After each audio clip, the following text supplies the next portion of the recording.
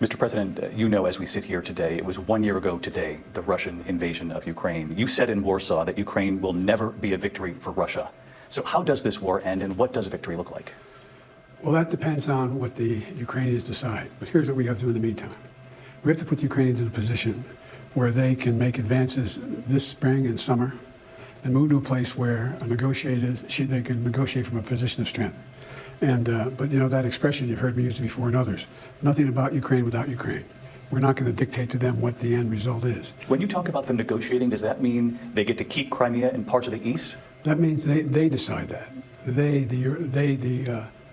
Ukrainians decide that. But I could picture a circumstance where there's a transition to that.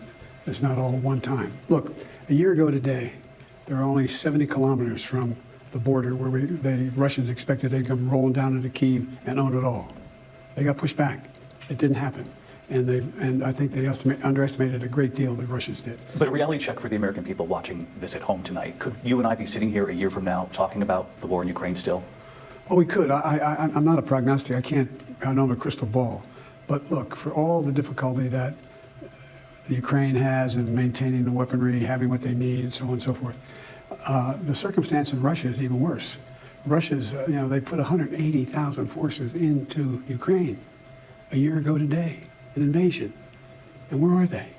Where are they?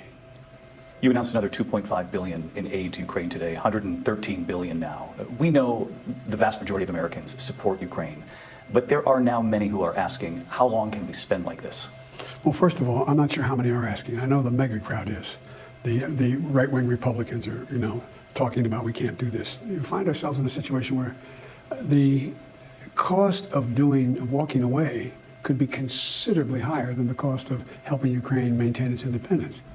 We know the Germans are now sending tanks in after the U.S. said it would send Abrams tanks as well. But we know President Zelensky continues to say what he really needs are F-16s. Will you send F-16s?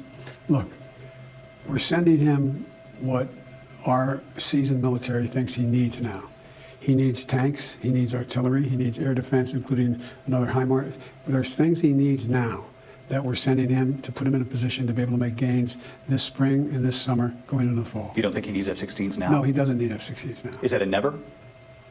Look, first of all, the idea that we know exactly what's going to be needed a year, 2, 3 from now, but there is no basis upon which there is a rationale, according to our military now, to provide F-16s. But you're not ruling it out?